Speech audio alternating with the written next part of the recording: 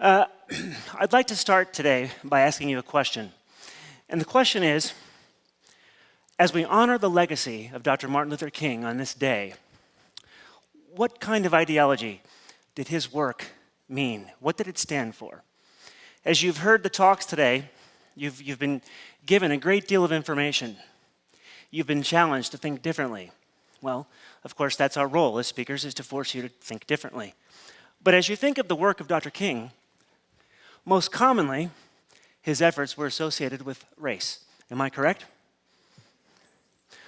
A lesser-known fact is, however, his work wasn't just about people of different color.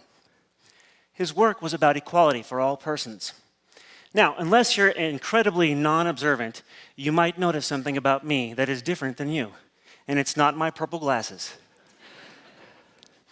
I can't see you, but judging by your laughter, I'm going to assume you've noticed I walk differently.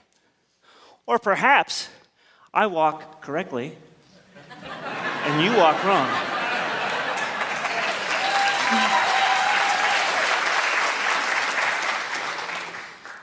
Now, I want you to do me a favor. We're going to do an exercise. Not a literal exercise because you just ate popcorn. Close your eyes. Now, don't cheat. I can't see if you're cheating or not, and I don't need the lights up. But do not cheat. I'd like for you to take just a moment. And with your eyes closed, think about what would life be like if you could not see? How would you get from the bed to the restroom in the morning? Where would you keep your slippers? How would you drive a car? How would you go to work? How could you work? We've learned a lot about technology today, most of which involves handheld devices and computers. How would you operate this? What would you do? Now, you can open your eyes. Would you all agree with me that your life would be vastly different than what it is now? Do you think you'd be successful? Eventually, not initially. According to whose standards? Now, cover your ears. I, again, can't see if you do this, so just do it. What if you couldn't hear? I can't whisper, I have a microphone. You can probably hear me through that. But what if you couldn't hear? How different would your life be? Okay, please take your hands down. We're going to talk today about a topic that is very important to me. It's most of the work that I spend time doing at the Center for Behavior Analysis. And it specifically is devoted to the idea that people with disabilities, in particular children, have been marginalized. I can tell you, in case you want to know, there are places where children are kept in cages. And I don't mean a room. I mean a dog cage. I can tell you that there are countries that just in June of last year built their very first building that was handicap accessible. Have you ever thought about, and given how wonderful this theater is, what would it be like if you were a person in a wheelchair? How would you get in this building? How would you get in this room? What would you do? By the way, I need you to engage me a little bit. You would use a ramp, but no one else uses a ramp. If you want to get in, you'd have to use a ramp. You'd have to use an elevator, and you'd have to come through one of these doors. You couldn't come down those steps, could you, unless someone carried you?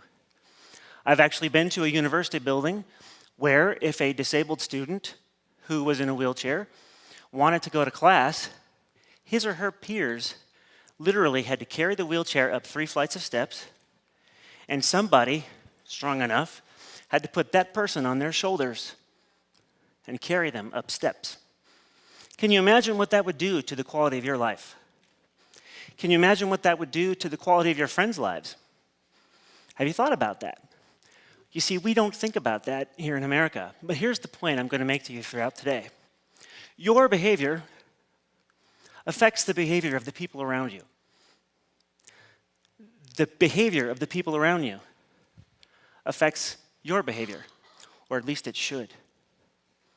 Do you think about what you do on a moment-by-moment basis? Now, I practice something called behavior analysis. I'm a certified behavior analyst.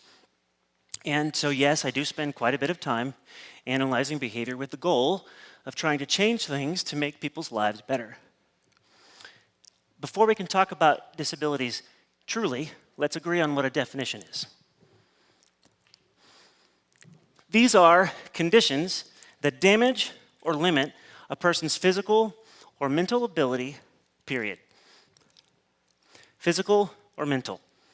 Now, my colleagues in psychology and in medicine have developed thousands of labels for things. But I'm going to lump it into those two things. People could either be physically disabled or mentally disabled.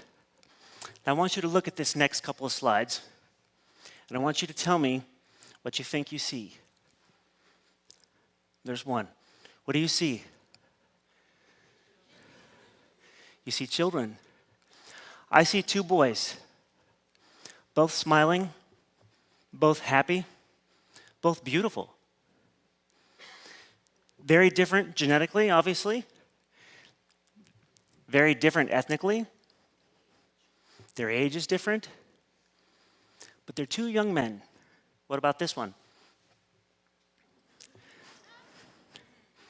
I see two more young men. Both very different. Both very happy. One in particular. Eager to enjoy life. Eager to embrace their family.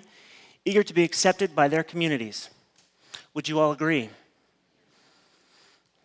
I want to tell you that I have the very fortunate opportunity to work with people who've been given lots and lots and lots of different labels in terms of their disabilities.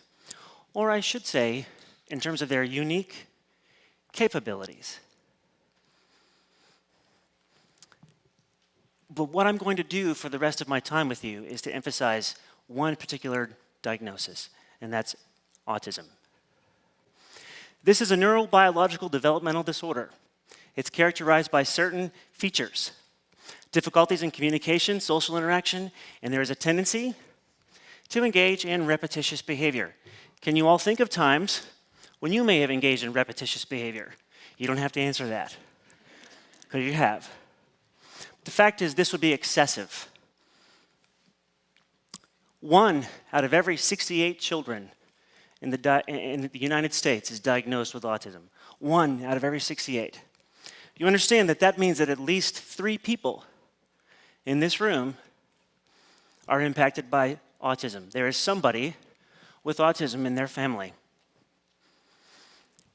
It is the fastest growing developmental disability in the United States. Data internationally is a little bit harder to come by because, quite frankly, other countries don't keep data the way that we do. But if you were to extrapolate this globally, now I hope you're ready for this, 1 out of every 1,673 kids has autism. Boys are 5 times more likely to have autism than girls, hence the reason for showing you pictures of boys. There is no known reason as to why that happens, but that is the statistic. There are, at present, no medically available detection mechanisms for autism.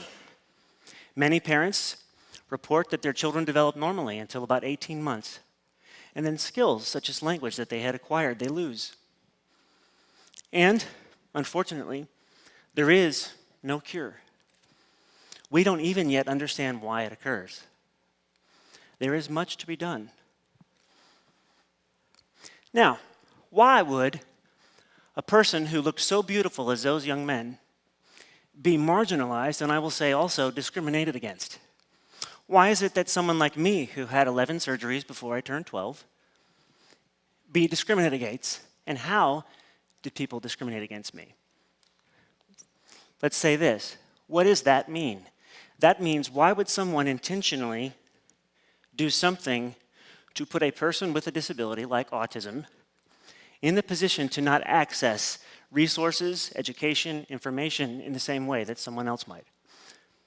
That's what I'm talking about. And do you believe that that happens? It absolutely happens.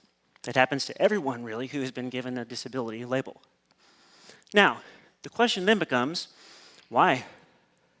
And I'll tell you, from my perspective, why is because people generally don't understand certain conditions, and when you don't understand something, what do? Not this audience. This audience seeks information. The people who watch TEDx talks around the globe seek information. But does everyone do that? Does everyone find something that they're afraid of and avoid it? In some countries, a young mother with a baby who's 18 months or 2 years of age with autism would be told, let us take this child. This will be shameful for you to bring that child to your family. If I lived in certain parts of the world, you would not know me. I'm not kidding. I could be up a river or downriver. I need to ask the river keeper.